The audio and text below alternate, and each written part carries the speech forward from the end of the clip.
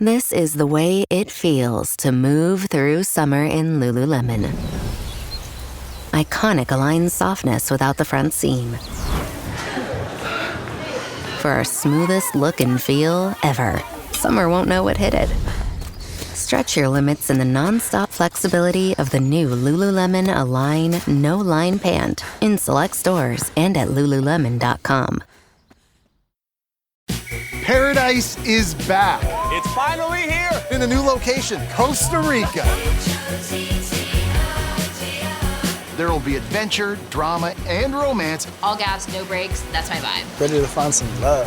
But it wouldn't be paradise without surprises along the way. These kids need to learn. That's right. Your favorite Golden alums are crashing the beach. We bring in a party, baby. Bachelor in Paradise, new Mondays at 8, 7 Central on ABC and stream on Hulu. Hey everyone, and welcome back to Big Mad True Crime, where we get big mad over true crime. I'm your host, Heather Ashley, and today's case is out of Halifax County, Virginia. Small talk sucks, so let's dive in.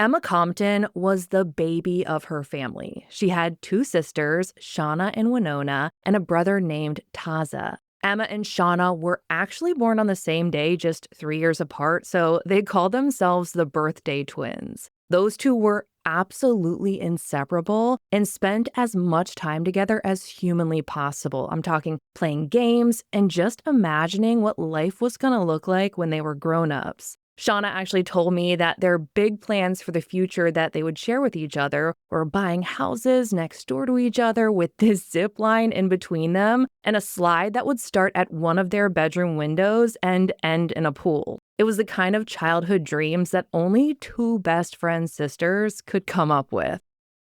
Shauna adored everything about Emma. She said that Emma was a bundle of energy, always laughing and smiling. She called her a caretaker, someone who would put Band-Aids on her emotional boo-boos, as she said. And in an interview with 13 News, Shauna said, "She may as well have been the big sister. She kept me in line. She was my hero." Emma, Shauna, and their two siblings grew up on a family farm in Virginia. After their parents divorced, the kids stayed at the farmhouse their dad had grown up in, and he became their primary parent. And I know that's not exactly the norm when it comes to custody, but even though they lived with their dad, they were still really close with their mom, who later remarried a man named Arthur, and Emma adored both of her parents and Arthur too.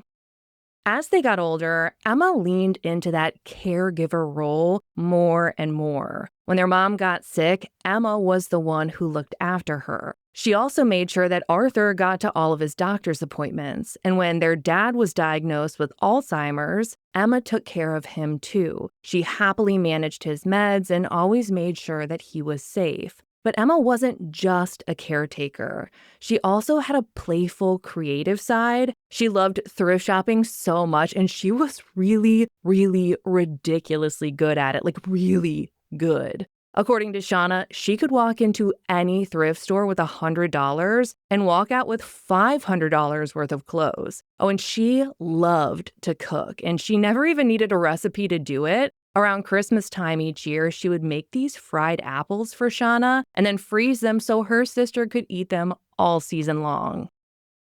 As an adult, Emma fell madly in love with this man named Randy. According to Evaporate the Missing, Randy was, in no uncertain terms, the absolute love of Emma's life. The two got married, but unfortunately, their time together was cut painfully short when Randy passed away. In 2009, after that heartbreak, Emma finally married again, this time to a truck driver named Russell Lane. Russell had two kids from a previous marriage, a son and a daughter, and as you can imagine, Emma happily stepped into the role as bonus mom. Emma's dad wound up giving the couple a plot of land, and it was on that land that the two of them built a home. Russell continued his work driving trucks for a living, and Emma worked at a convenience store called the Cody Store along Highway 40 in Nathalie, Virginia. In 2015, Emma was actually given the chance to buy that convenience store, the one that she worked at, and she didn't skip a single beat in doing it. She loved being a business owner, and she wasn't the kind of owner who just stayed in the back and made orders. She was always up front, greeting her customers when they walked in the door because that store was her baby. She took pride in it, and Shauna told Dateline, when you walked into the store, there was always a big smile, and she'd say, "Hey, how are you doing?" And Emma also wasn't the kind of person who just sold products. Sure, it was a store, but she made sure that everyone who came in had exactly what they needed. If someone came in asking for something that she didn't carry, she would tell them to come back the next day. In the meantime, she would track that item down and have it waiting for them in the morning. Her community was her family, and she went above and beyond for them. Shauna said that if someone would come in hungry, Emma would feed them. If someone needed gas but they didn't have any money, she would fill up their tank. She would do anything for anyone, but unfortunately, sometimes that kindness did make it easier for people to take advantage of her. Her employees, who were honestly more like her coworkers, adored her. They described her as kind, friendly, and the kind of boss anyone would be lucky to have. But not everyone was thrilled about Emma owning the store. Her husband, Russell, did not support it. He wouldn't help her with the workload. And I mean, the guy wouldn't even shop there. Shauna thinks it was because the store gave Emma something that Russell didn't want her to have, that being independence. And you can probably assume at this point, but Russell was controlling. Shauna told me that he didn't allow Emma to have any friends, and isolation is a common tactic when it comes to abuse. And when it came to Emma visiting Shauna, her own sister, who lived all the way over in Mississippi, he only let Emma go a couple of times a year. Shauna claims he was also physically abusive, telling me about one time when Emma called her, saying that Russell had grabbed her by the neck and shoved her out the back door. Shauna immediately got in her car and drove all the way from Mississippi to Virginia to try and protect her sister. As time passed, the abuse only continued. Shauna kept up with her regular trips to Virginia to visit Emma in person, and there were times when Shauna would comment on how Russell was treating Emma. But eventually, Emma did ask her to stop because, as she told Shauna, after her sister would leave, Russell would take it out on her. Still, whenever Emma was allowed to visit Shauna, they always managed to have a really good time together. One of Emma's favorite things to do was walk on the beach and pick up these small rocks. She would rub them between her fingers, and if they didn't have the exact right texture, she'd toss them back. But if they were smooth and felt just right, she would keep them. When Emma would travel back home, she would call up her sister Shauna and say, "Guess what I'm doing? I'm rubbing my Mississippi rock between my fingers." By 2014, things between Emma and Russell had grown pretty distant. They were still living in the same house on the land her father had given her, but Emma had moved into the basement, just trying to put some kind of space between them. I mean, nothing had really changed, though, because Russell still treated her the same. And it's easy for people to ask in this moment, why didn't Emma just leave? And I want to caution everyone against that thought process. Not enough people ask, why didn't he just stop? And frankly, Emma didn't want to leave. That land that their home was built on had been given to her by her father, and she'd worked really hard to build a life on it. A life that she was really proud of, and she deserved to be proud of it. She had earned everything she had, and as Shauna told me, Emma didn't feel like she should have had to walk away from it all. And she's right, Emma did nothing wrong here. She was just strong and bright and intelligent. She worked her ass off to make sure everyone's lives around her was better. So why was she the person who would have to leave, walk out, and start all over from scratch? So please, I just caution everyone to not ask, why didn't she just leave? It's not her responsibility. In mid-June of that year, Emma and Shauna spoke on the phone for what neither of them knew would be the last time. Shauna's last words to her sister were very simple: "I love you." Then they blew each other butterfly kisses, something they always did, and when they hung up the phone, that was it. On Saturday, June 17th, Emma went to work at her store like she always did. She was there at around 9:30 p.m., but no one really knows exactly what time she left that night. The following day, she was supposed to visit her mom, Sylvia, at the hospital because Sylvia had been admitted earlier in the week, and Emma had told her that she would go visit her on Sunday, but she never showed up, and Emma always showed up. Then, on Monday, June 19th, Emma didn't open her store. She hadn't called in, and no one had seen or heard from her at all. And that was a huge red flag. Emma never missed work without telling someone, and Sylvia had tried calling her daughter, but Emma just wouldn't answer the phone. She also called the store hoping that someone there might know where she was, but no one had any idea. That same morning at around 8 a.m., Shauna called her mom like she did every single morning, and that's when she found out that something was wrong. Sylvia told her that she hadn't been able to reach Emma, so Shauna tried calling her too, but just like everyone else, there was no response.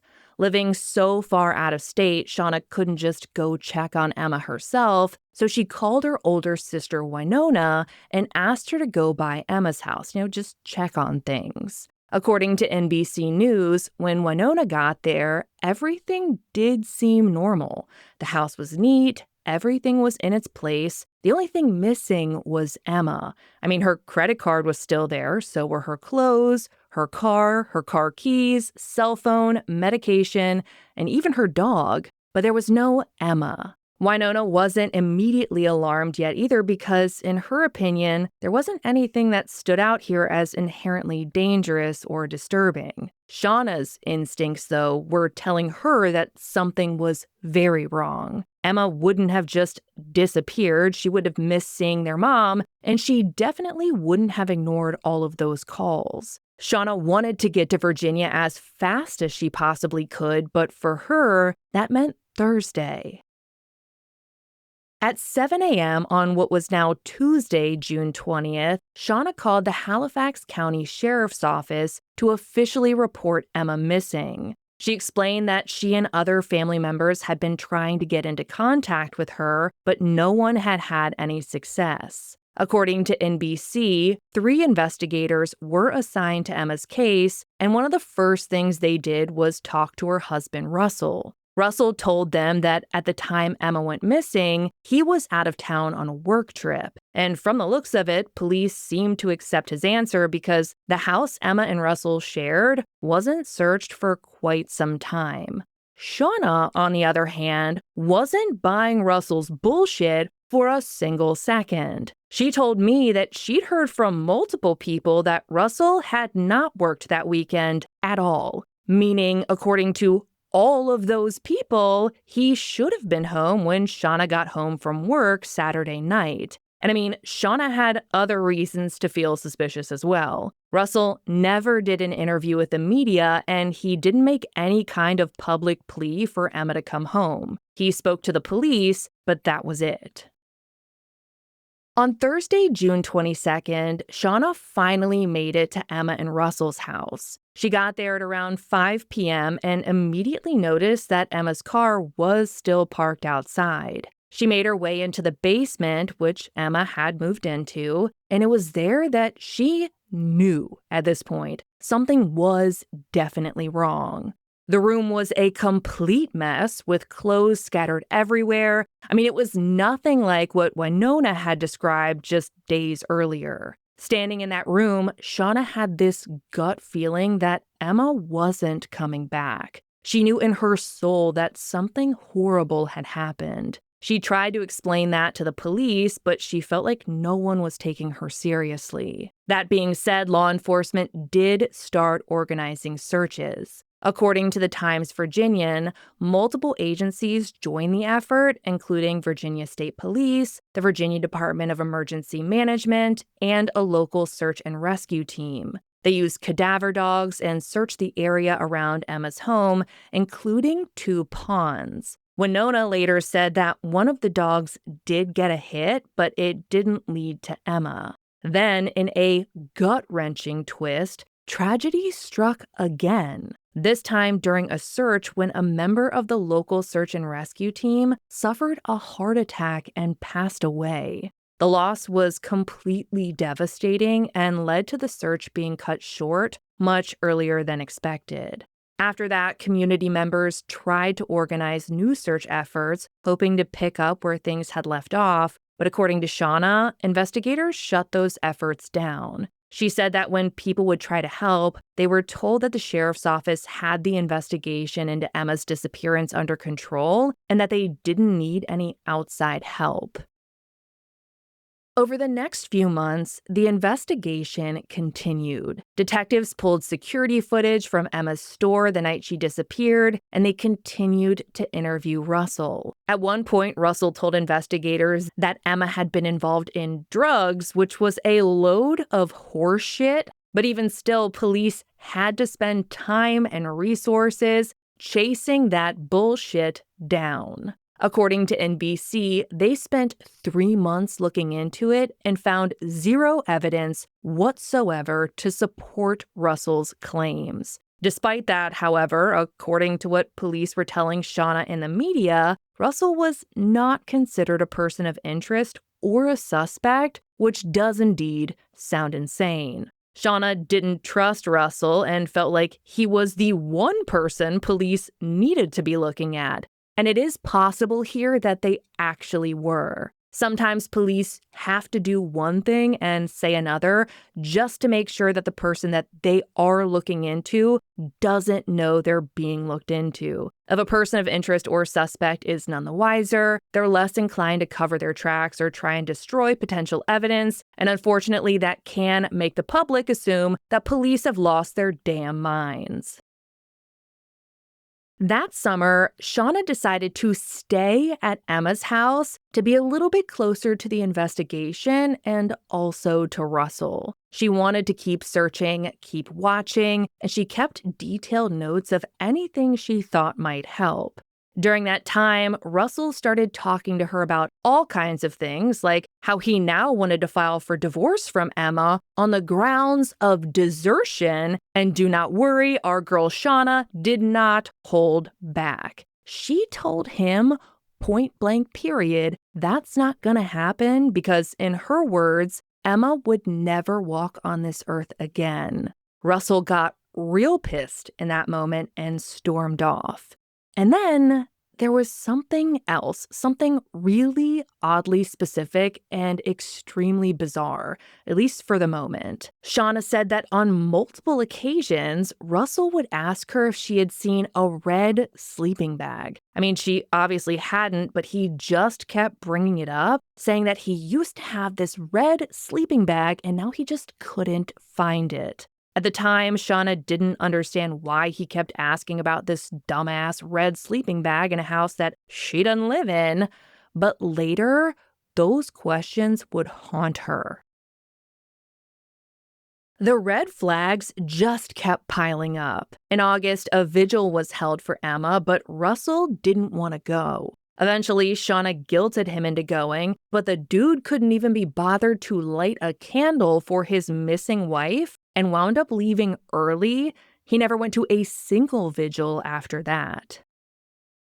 When summer came to an end, Shauna had to go back home to Mississippi. She didn't want to leave without finding Emma, but she didn't really have a choice. Even after returning home, though, she just kept pushing for answers. On October 15th, just 4 months after Emma disappeared, their mom, Sylvia, passed away. Shauna told Dateline she had an illness, but she also died from a broken heart. During that same interview, Shauna reiterated that she didn't believe that Emma was alive. She said walking away from her life, her family, her store, her home on the land her father gave her was something Emma would have never done. And as much as I hate to say it, Shauna was right. On November 22nd, hunters in the area found human skeletal remains in a wooded area less than 1 mile from Emma's property. It was indeed Emma. And while that does sound obviously close, I want you guys to understand that she was found right next to her property line. The only thing separating the two was this electric fence. And according to investigators, Emma's body was found just 200 to 300 feet over it. Shauna told me that when word started to spread about those remains being found so close to Russell's house, a friend called him to let him know, but he didn't even bother walking over.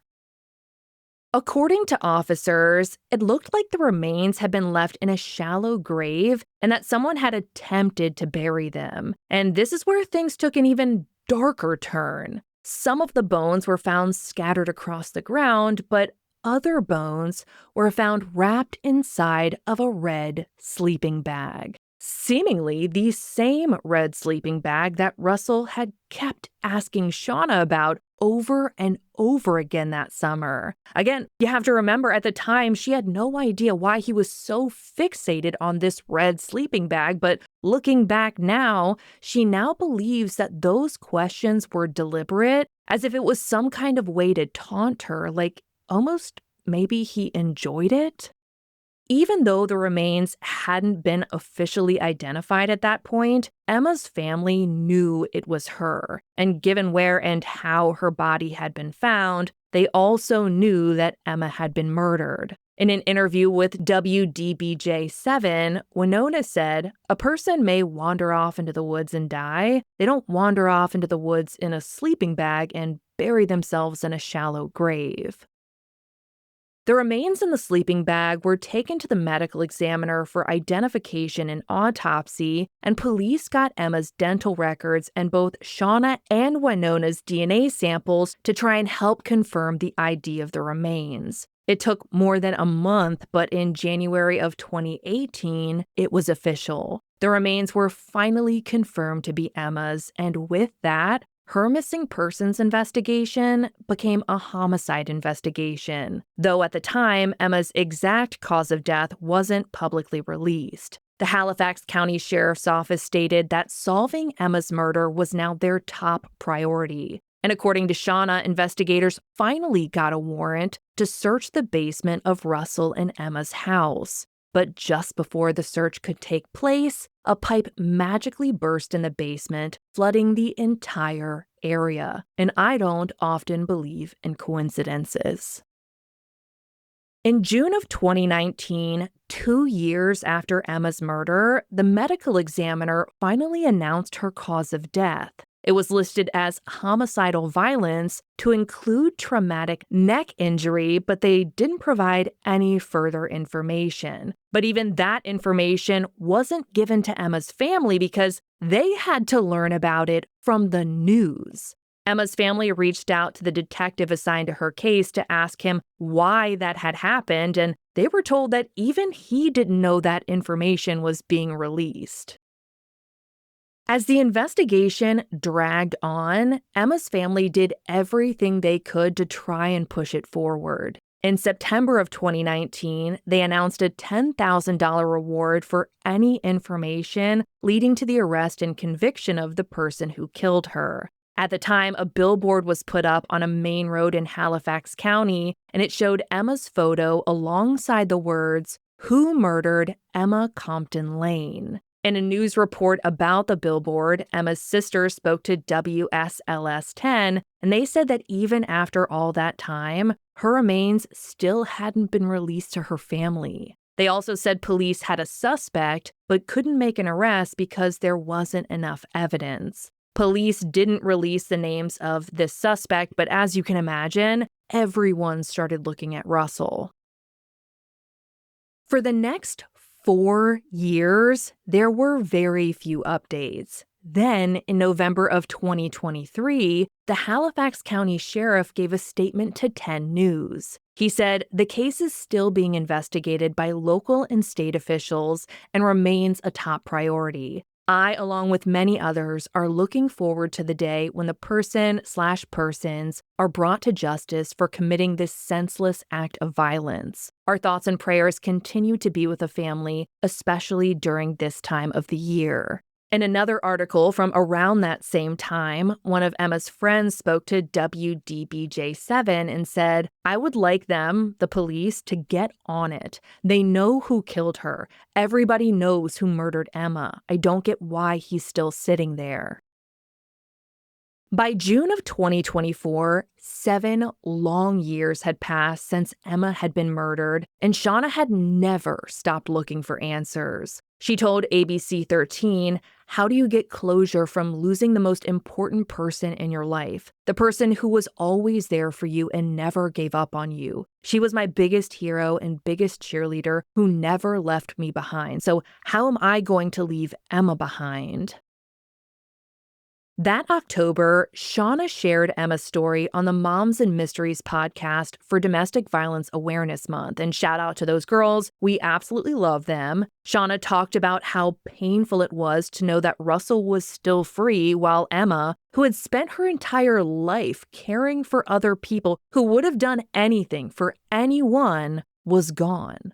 Shauna also opened up about the domestic violence Emma had endured, saying that she hoped that by sharing the truth, maybe Emma can save a life or more, or can give at least one person a reason not to go back, to leave, and never, ever look back. The day before Thanksgiving, on November 27th, 2024, the news Shauna had been waiting 2,719 days for finally broke. On that day, Sheriff Fred Clark announced Russell's arrest for the first-degree murder of Emma. Clark stated Russell was taken into custody by authorities earlier this evening and served with an indictment for murder. We hope that this arrest will bring some measure of closure to Emma's family and loved ones. The sheriff didn't say what it was that finally led to the charges being filed, but he promised that more details would be shared as the investigation continued. Even without all of the details, though, the arrest was life-changing news for Emma's family. Shauna later spoke to WDBJ7 about how exactly that moment felt. She said, "It was a lot of tears, a lot of jumping up and down and screaming, a lot of excitement. I was trying to figure out if I was dreaming and was going to wake up or if this was real." She explained that the past 7 years had felt like one long, drawn-out nightmare.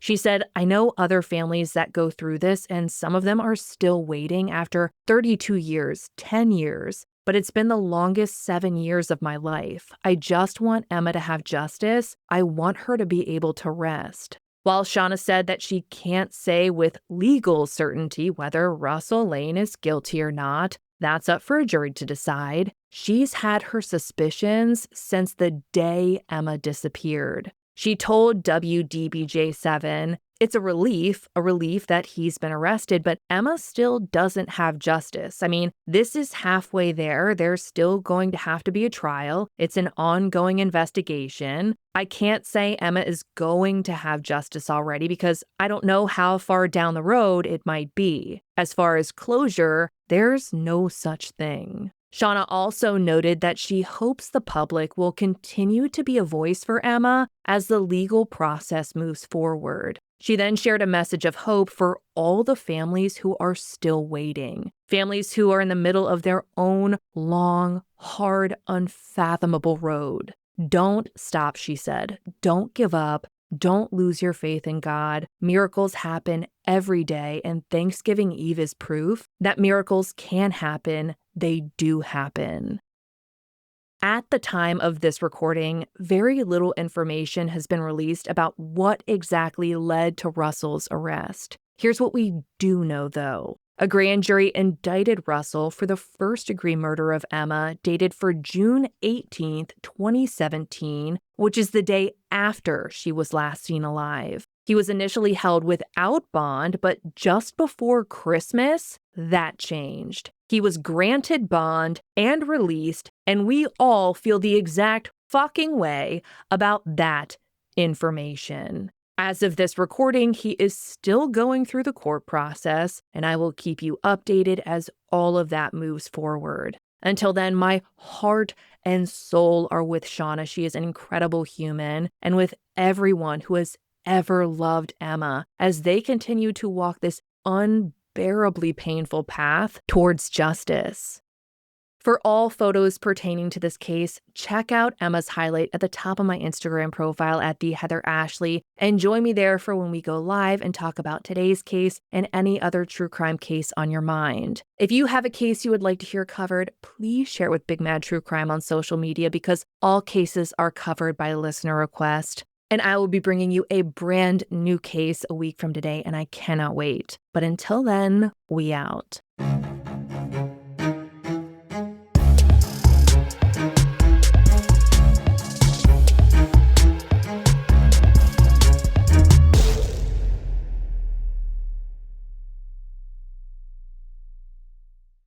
All right, guys, we're going to skip straight to the hot take today because there's actually going to be a longer hot take on the Love Lust podcast with some incredible people very soon. I will link you to it. I'll probably drop it in the feed at some point as well. Anywho, we have a judge on there. We have an ally on there. We have an advocate on there. We have Kyle Ashley on there with his law enforcement experience. And you have me. We kind of talk about the legal aspects of this case and also just domestic violence and how it impacts everyone. Emma was literally all of us. And I mean, she was so sweet and so kind and so inherently generous with her time and her life and her light in this world. I mean, how many people get offered to buy the place they work at? That is the kind of gem of a human Emma was. And I've been able to talk to Shauna. She is beside herself in grief.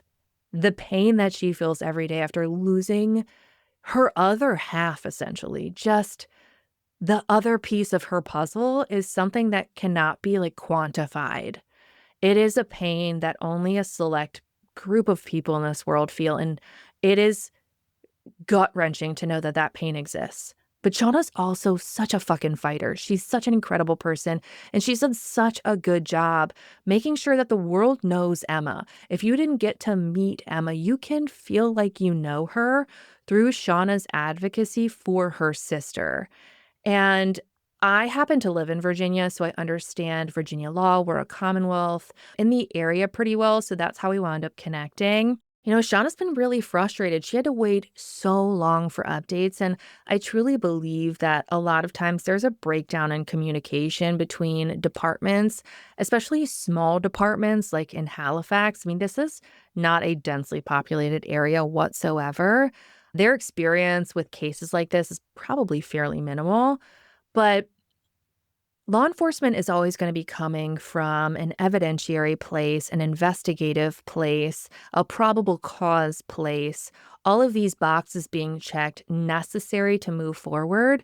And family members are coming from a place of agony and emotion. And I truly wish that there was more effort put into meeting the middle with families. I think we talked about it quite a bit with Christy when it came to Justin Burt's case. She's so well-spoken and such an amazing advocate for communication between law enforcement and victims' families. But I think that there's definitely a breakdown in communication in this case. Clearly, something happened. They were investigating. I mean, I think they should have searched the house long before then, but we're here now. The grand jury for Emma's case was very lengthy, and grand juries are very private. It's never going to be public, but to have it go on for as long as it did, and then for it to finally come to a point where they decide to true bill this indictment, they must have had one last piece of evidence that really brought this together, and none of us truly know what it was. I do have some theories. I don't believe that he's entered a plea at this point, Russell, but From what I understand, I want to say he's actually on GPS monitoring at his property, which, gosh, that's infuriating enough. The bond system drives me fucking nuts on both ends of it. Jesus Christ in the morning. It's just fucking insane. And I know that there might be people who are like, you have to take into the account like statistics. If he's indicted for the accused murder of his wife, what is the recidivism rate for a domestic homicide? Probably fairly low. That being said, I don't fucking care. I truly don't. I truly, truly fucking don't. Due process is a thing, and there's an important reason it's a thing, but I think that the bond system could use some fucking work.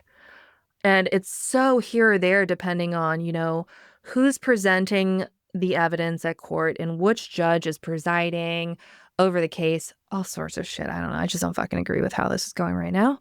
And also, I'm coming from an emotional standpoint. One, emotional for all domestic violence victims in the history of fucking time in this country and any fucking country. But also knowing Shauna and knowing a fraction of her pain just from her sharing it with me. I'm pissed. I'm so fucking pissed and disappointed.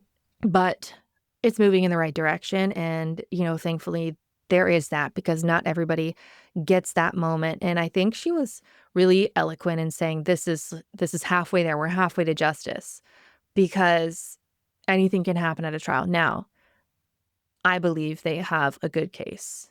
I believe that there is nothing to worry about. I'm confident with what I do now, and talking to Shauna, I am confident that he's not going to, I'm confident in how this is going to play out. I'm confident in justice being served, but it doesn't make it any easier to be in that waiting period and wondering all of the things that could possibly happen and what could go wrong. And especially, I don't know. I'm so emotionally attached to this case. We live in a world, especially right now, where I feel like we are underreacting to the epidemic of violence against women. And women are gaslit all too often that X, Y, and Z are not abuse. This isn't abuse. That isn't abuse. You're looking for red flags. What do you mean? You're overreacting. We are severely underreacting. Shauna deserved the world, and anybody who's listening to this that isn't sure if they're being abused, that might be going back and forth like, I think this is abuse, but then you wrestle with yourself. Did I cause this? Do I deserve it? Is he right that it's my fault? I've been there. As someone who has survived domestic violence, I have been there where I looked for all of the ways to sane wash what was happening to me. And I wish that back then, like, podcasts were a thing and talking about abuse was more frequent and open and normalized, because then maybe I wouldn't have felt so alone and I wouldn't have spent so much time trying to convince myself that it was okay. And I mean, if any of you guys are listening to this and you identified with anything that Emma went through, like, please reach out to someone. I know it's not easy to leave. It never is. And it's never going to get any easier. I remember when I left, there was never this like super easy moment. I remember putting it off, like, oh, well, when I can do this or when I have that, it just always kept getting pushed back, because there's never an easy moment to do a hard thing. But I'm so glad that I did. And I am so heartbroken for everyone who didn't get a chance. And of course, like, leaving is dangerous too. It is like, after you leave is like the most dangerous time. I think it's like a 2-year window where it is extremely dangerous for you. There are incredible resources. The National Domestic Violence Hotline is one of them. You can go to their website. They have a phone number. They have a text option. They have a chat option. They also have an option to like X out of it so quickly. I mean, they really do think of everything. And even if you're not ready to leave yet and you just need a safe person to talk to about what you're going through, please call the National Domestic Violence Hotline. They have so many people there. You're not a burden. You're not bothering anyone. You're not being dramatic. Please just call them just so you have a person. I remember making excuses for people who didn't like my abuser and just inflating their aura, maybe reputation, at the expense of my own. And I didn't know why I was doing it, but maybe it was easier for me to live with it if I said dumb shit out loud that wasn't true, that they were like a good person. I don't know. But I did it. And when it came time for me to leave, it was even more difficult to talk to anybody because I'd spent so much fucking time and energy building up their reputation against people who saw red flags that I refused to acknowledge. And so if you feel alone or like you don't want to talk to people that you do know, please reach out to the National Domestic Violence Hotline. They are there. You are not bothering anyone. I love you. So many people listening to this love you. Everyone is rooting for you. They are waiting for your call. They want to be your person. They want to hear what you have going on. You're worth everything. And anyone who has convinced you otherwise or told you otherwise is full of fucking shit, and we don't like them. Okay? You're our bestie now, and you've got this. Okay? So if you're ever wondering if you're alone, like, you're our family now. So you're not. I promise. Okay? All right, guys. This case is so emotional for me. I want to hop off. I love you so much, Kelly.